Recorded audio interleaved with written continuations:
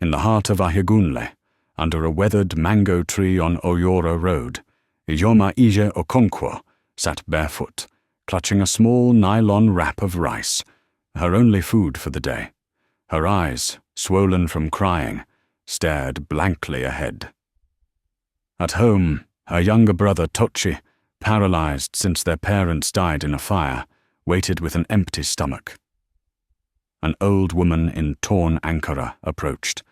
"Nene, abeg, share small," she said softly. Ija hesitated, heart torn, but moved by the woman's weary eyes, she knelt and offered the rice.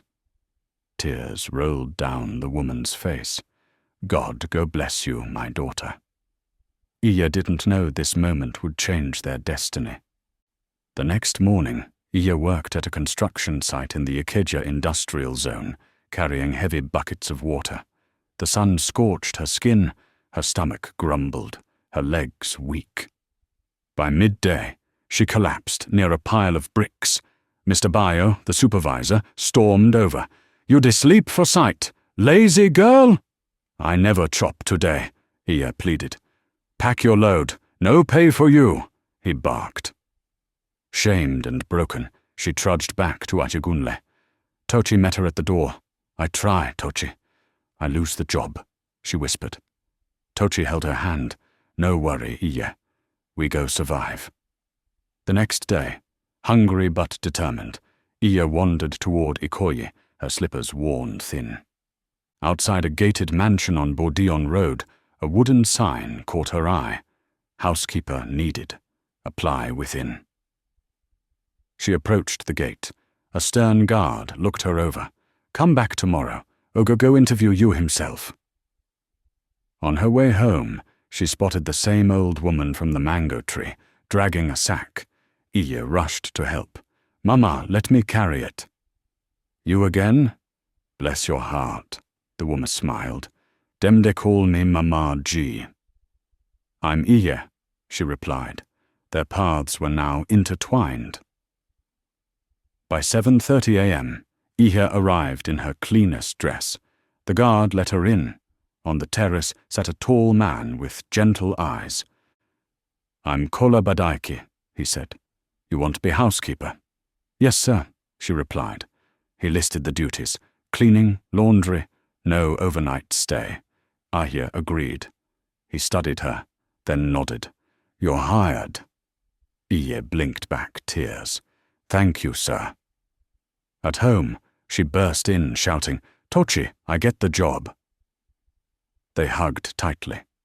For the first time in months, hope danced in their hearts.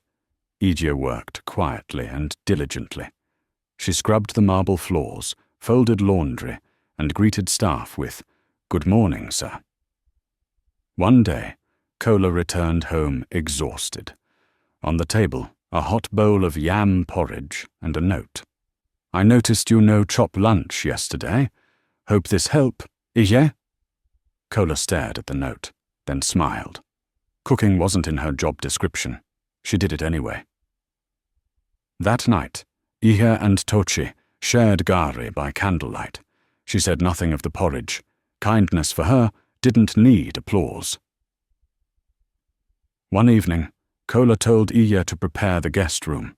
His mother was visiting. When the door opened, Ije froze. It was Mama G. "Mama?" "You two know each other?" Kola asked, confused. "In the living room," Mama G explained. She had disguised herself to test hearts. "Your kindness saved you without knowing," she told Ije.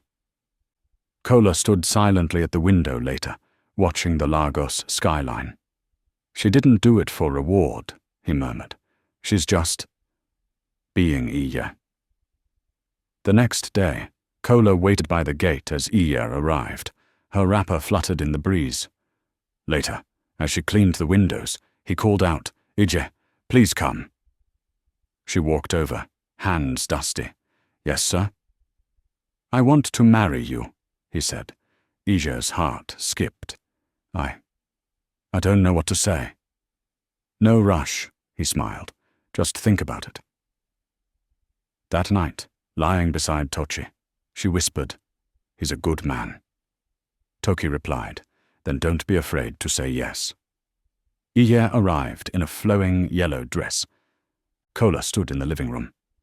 "I've thought about your proposal," she said, voice steady, "and I will marry you." Kola pulled her into a warm embrace. Mama G burst in, dancing, "My son don't get wife, oh!" Later, Kola enrolled Iya in university and launched Iya's Delight Kitchen. But the biggest surprise? Toki's surgery, fully paid.